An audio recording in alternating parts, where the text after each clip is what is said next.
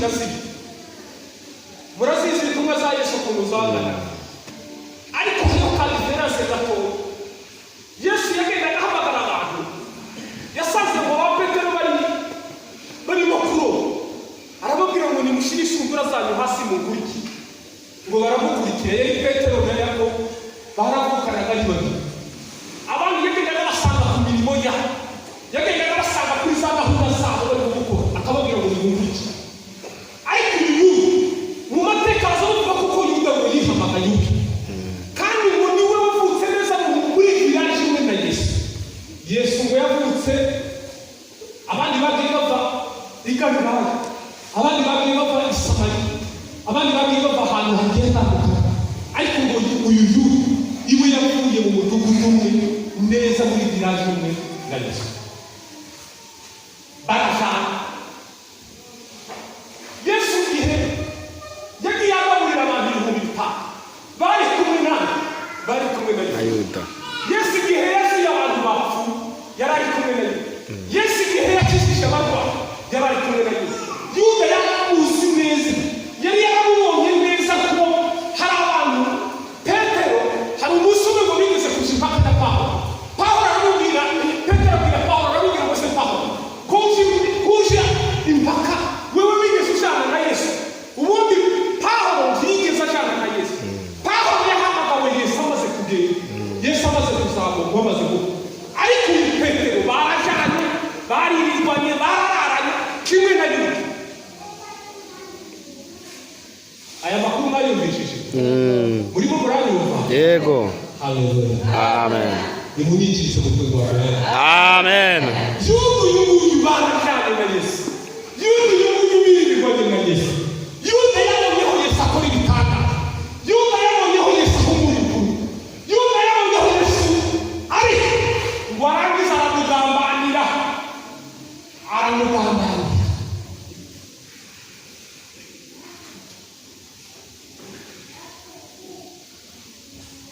Ubundi Yuda hari umunsi umwe Yesu yageze bose barabigishwa ko ari kimwe bose. Ariko Yuda ahita yitora aravuga ngo jewe ndashinga uruhamo. Kandi Yuda yakurikiye Yesu ku mpamvu ze bwite. Hari abakurikiye Yesu kubera ibyo bamubonye, ariko Yesu Yuda wiye yakurikiye Yesu kubera impamvu ze bwite. Turaza kwibuka ati jewe ndashinga uruhamo. Ubu Yesu akirirwa mu giterane akabwiriza akavuga ubutumwa akasura abapfuye agakiza abarwayi muri gusinzira agakiza abarwayi ngo haba nimugoroba. Yuda wenyine bakibwira mu mutima akavuga ngo jewe ariko uzi ukuntu twarusha twebwe twakoze kuva mu gitondo tutaruhuka, ngo akiheza indamunite, ngo akiheza amafaranga agakora muri rwaruha akiheza amafaranga. Kandi yari ari kumwe n'abigishwa bose biriwe batariye bose bakoze imirimo ingana, ariko kubera ko yari afite uruhago wenyine ngo agakora rwaruha akavuga ngo reka nihehe aho twiriwe mu kazi turuha reka nihe akihera. Yesu wamubishe arumubishe wari kwitaravuga ngo wawubwirane mwana w'ubwoko bwawe wawubwirane mu maso hawe n'amanuka kazikuzi umugero kuko wawe n'ibyo bakagira ngo Yesu Pawulo umunsi umwe nigeze kubona kubivuga Yesu umunsi umwe ngo bigeze kugenda mu rugendo rw'ibariye y'abayuda baravuga ati ahangaha hano kwishyura utambuka uko mwishyura muri Kongo niho nabibona. Muri Kongo yirya uzugenda mu gihugu kandi ari mu gihugu kimwe. Ubu ngubu tugiye Rwamagana twagera i Rwamagana dutanze duciye ku mabariyeri twatanga ariko muri Kongo muzamukiye abantu bamanuka baviri iwacu mu rero baza baca ku mabariyeri hafi y'icumi n'atanu bagenda bishyura bagenda bishyura. Yesu nabo baca kwibariye ngo abwira Yuda ati zana amafaranga. Yuda atanga amafaranga yo kumuha. Yuda yarayirenze bavanye ariko nta mafaranga abwira Petero ati Petero mwihorere Yuda ndabizi ko yari yakoze genda umaze kuje ku nyanja ngo bari hafi y'ubugufi bw'inyanja ugere aramubwira ati genda urasanga urahura n'urufi hanyuma urwasanga urasanga n'igiti cy'amafaranga usaze kwishyura hano Petero aravuga kubera ko bivuze uyu mugabo ndamuzi kubera ko bivuze ngo ukuri aramanuka ngo yite kujya ahura n'urufi ubwo rwasanga yasanga n'igiti cy'amafaranga akabasha Yuda yari amafaranga yarayandi Bayuda bakunda amafaranga Bayuda barabonye ukuntu bakunda amafaranga Yuda yo kwica kubera amafaranga Yuda yo kugambanira kubera amafaranga Yuda ntiyo kureza amahoro kubera amafaranga Bayuda no kumukoteza Haleluya Amen. Yesu rero udufaranga twa Yuda taco Yesu n'ibindi amafaranga yari kubwira ngo amafaranga yarareka mu kanya karere yari kubwira ngo urufundi ruzana amafaranga ukazana amafaranga ariko impamvu yayahaye Yuda kwari kugira ngo yipime arebe gukiranuka kwa Yesu Yuda nawe akiranuka ariko Yuda ntiyabikora Haleluya mureke mbabwire ibintu 12 biragahita birangiza cyane naho ibindi bintu mureke mbabwire ikintu cya mbere kiranga Yuda icya mbere cyaranga Yuda ngo yari afite ingeso ngo yo gukunda amafaranga buriya mureke mbabwire ikintu kinini kigusha abakristo kuko buri kino gihe ni ingeso yo gukunda amafaranga iyo utamenye kujira amafaranga neza amafaranga arakujera wowe buriya mureke mbabwire mu buzima abapasiteri benshi bakakubagu babwiye ku mafaranga Imana ibagirira neza bakubaheza urusengero bamara kugira bakakuba aba basore benshi bari kwiga bamara kwiga yamara kubona amafaranga nagiye nibona kenshi yamara kubona amafaranga ugasanga yabaye ubundi ntakivugisha umuryango ntakivugisha abana umugore n'uburekada abavandimwe y'abasuzuguye kubera iki kubera amafaranga kandi amafaranga mureke babwire ni ikimenyetso cy'imperuka muri Timoteyo Pawulo aravuga ngo mu minsi y'imperuka wazandika ibintu byinshi ngo benshi bazaba bikunda ko bakunda iki bakunda iki bakunda amafaranga abavandi ubundi reka kuvuga amafaranga y'itayayoboye wewe ubwe amafaranga arakuyobora wowe kandi amafaranga akuyobora nabi Yuda ngo yakundaga amafaranga ngo nicyo kimenyetso ibintu bizaranga Yuda ikintu cya mbere ngo ni ugukunda amafaranga kurusha gukunda Yesu nubwo abakristo benshi uwo baheza amafaranga ukabaheza Yesu ukabaheza n'amafaranga yokora amafaranga ako kandi kumvikana tuvuge ngo Amen. ubundi abakristo benshi bo bahaye amafaranga ukabarasi ukamuheza amafaranga ukamuheza Yesu ukamuheza Bibiliya cyenda turugero undi ukamuheza amafaranga yo ngo igifunika cy'amafaranga nukuvuga amafaranga arayobora iyo utitoze Yuda ngo yakundaga amafaranga kandi amafaranga ni ikimenyetso cy'imperuka mureke amafaranga yo kutuyobora ahubwo twebwe tuyobora amafaranga icyaka Yuda ngo yafashe ibice by'ifeza 30 kandi ngo zaguraga umugara ariko ngo bigura umwami Yesu tekereza ngo umwami Yesu aguzwe ibice by'ifeza 30 zogura umugara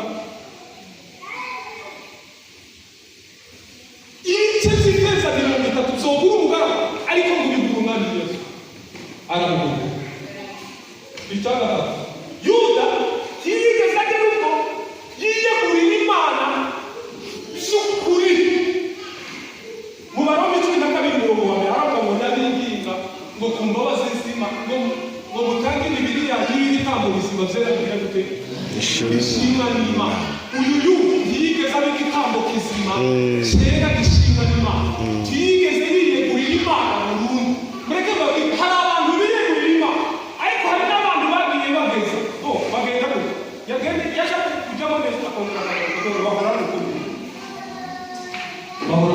muzima ntibigeze biyegurira Imana ngo agende burundu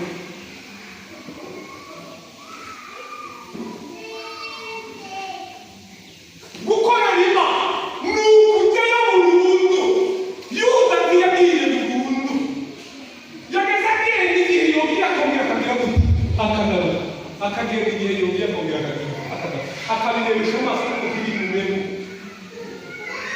abantu basigaye barebesha ibintu by'Imana bakabirebesha ariko ntibajye mu rugo.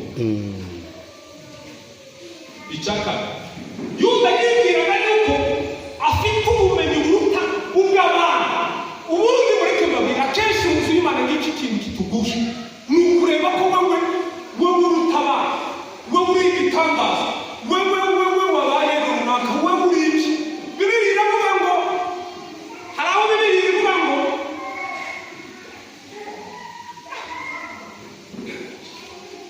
umuntu wese ngo muri mwe ngo atekereze ko mugenzi we wagize gute ngo amuruta. Ngo umuntu wese wo muri mwe atekereze ko mugenzi we wamuruta. Iyo mu nzu y'Imana wakatekera wowe kumva ko kuri runaka, wowe ndaruta runaka, nijo ufite ubwe mfite ubumenyi njyewe ni igitanga. Abundi nigeze numva komantere za Pasiteri Suza aravuga ngo icyo gihe iyo utangiye gutekereza ngo Imana ubona yitangira kukuvaho gahoro gahoro, Imana igatangira kukuvaho. Ibyo Yuda ngo yarembye kubera kuko bamuhaye uruhago, ahita yibwira ko ari we mwigisha ufite ubumenyi kurusha abandi. Mwene data, mu nzu y'Imana mureke mbabwire, buri gihe cyose uzatekereza ko mugenzi wawe akuruta, uzatekereza ko mugenzi wawe ari ufite agaciro, nawe wewe nawe atekereza ko nawe ufite agaciro kuri we. Icyo niwe uzaba urimo kwiga. Ubundi reka ngo iyo ushaka ubundi icyubahiro ubanza kugira ngo kwicisha bugufi. Ubundi iyo ushaka kuba ukomeye ubanza kugira ngo koroha. Ubundi bariya bakomeye n'umuntu kugira ngo bakomeye akwemerere, ubundi bamubwira ngo bakomeye bakwemerere. Ubundi nka bose gitwaza kenshi iyo mugiye kuramukana aboza ahanira hafi no gupfuka akakuramutsa n'urukundo, arahaguruka muri biro akakuramutsa akakuhobera, ariko umuntu n'icyubahiro bafite ni itanga. Tuvuge ngo amen. Haleluya. Amen. Tekereza ko mugenzi wawe Yuda kuyibwiraga yuko ngo afite icyubahiro, afite ubumenyi kurusha abandi kubera uruhamo bamuhaye gusa, kandi agatibwira ko kurusha abandi ubumenyi. Reka tuvuge icya gatandatu.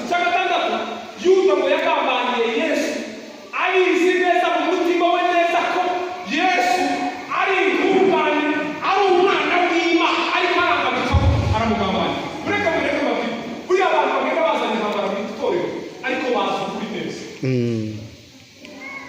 Tuvuge ngo amen. Abantu bazanye intambara mu itorero bazi ukuri. Nigeze kubibona muri amatorero aha yagize intambara mu ntababare bose bagakora. Aba benshi bari mu hanze barateje intambara mu matorero, niho ndi kubibona. Bari mu kuja kugera banditse urwandiko rubiriya rukarega, umwe yandikiye mu murava Pasiteri mu hano ya kare tubwire, arakubwira ngo ujya bose turabizi neza ko twateje intambara mu itorero, ariko ngubu ati ndasaba Imana n'abantu kandi ndasaba n'abo abantu nawe.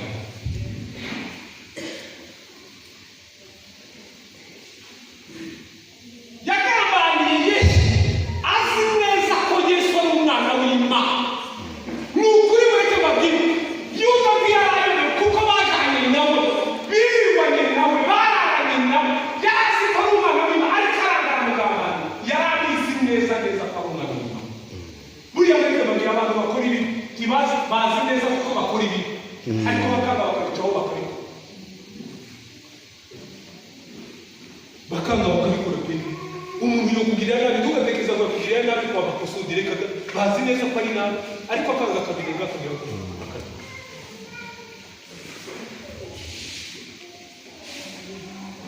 icyakara.